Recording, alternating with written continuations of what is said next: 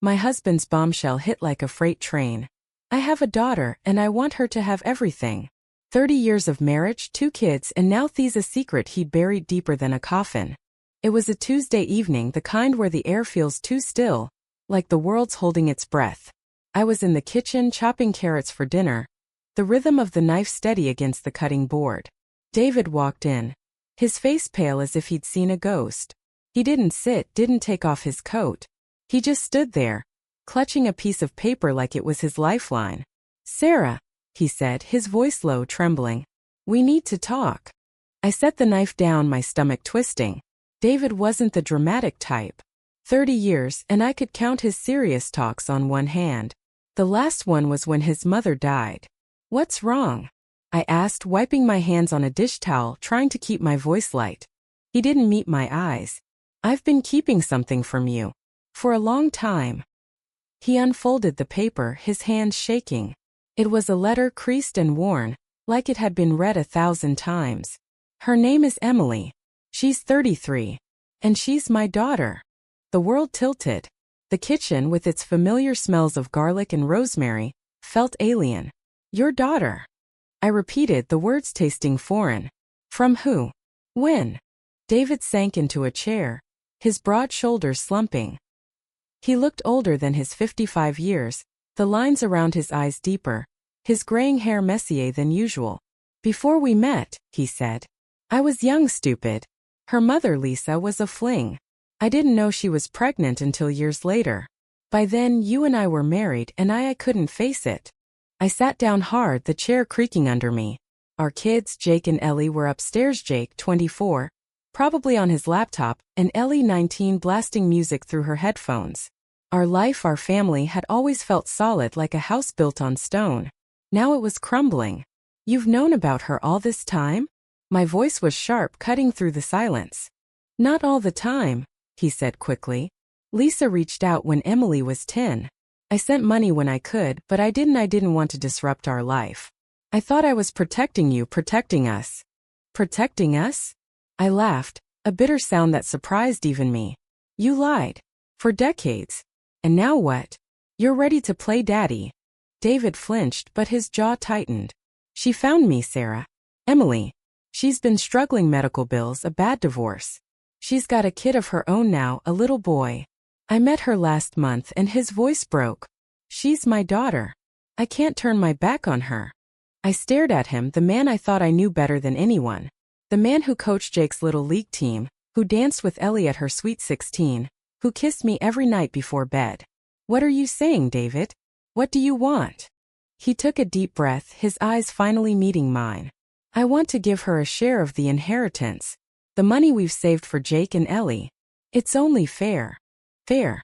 The word hung in the air like a guillotine. Our savings, the nest egg we'd built for our kids' futures, college, houses, maybe grandkids someday, wasn't small, but it wasn't endless. Splitting it 3 ways instead of 2 would change everything. I thought of Jake working his way through grad school and Ellie dreaming of studying abroad. And now this stranger, this Emily, was supposed to walk in and take a piece of their future? Fair. I echoed. To who? To Jake and Ellie, who've grown up with you, who call you dad. Or to a woman you barely know. David's face hardened. She's my daughter, Sarah. She's not some stranger. She's my blood. The argument that night was a storm, words sharp as knives, silences heavy as lead.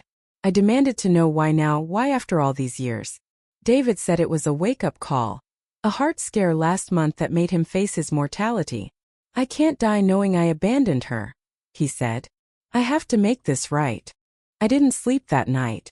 I lay in our bed staring at the ceiling, replaying every moment of our marriage, searching for cracks I'd missed. Had there been signs? Late-night calls he brushed off? Trips he never explained?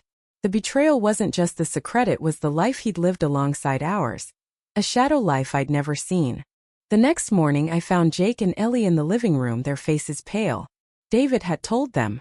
Jake, usually so calm, was pacing, his hands balled into fists. So what, we're supposed to share our future with some random woman? He snapped. Ellie, curled up on the couch, looked like she'd been slapped. Did you love her, Mom, Dad? More than Mom. David knelt in front of her, his voice soft. No, sweetheart. Never. It was a mistake a long time ago. But Emily, she's not a mistake. She's my daughter just like you. Ellie's eyes filled with tears.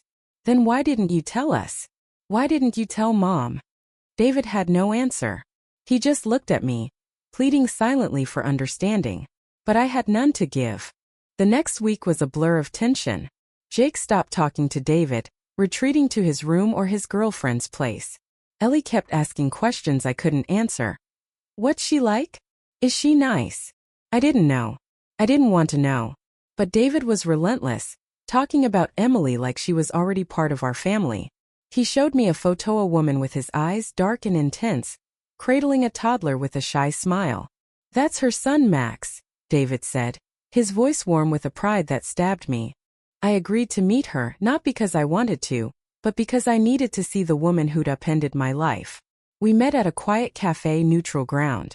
Emily was tall, with David's sharp jawline and a nervous energy that made her fidget with her coffee cup. She didn't look like a homewrecker.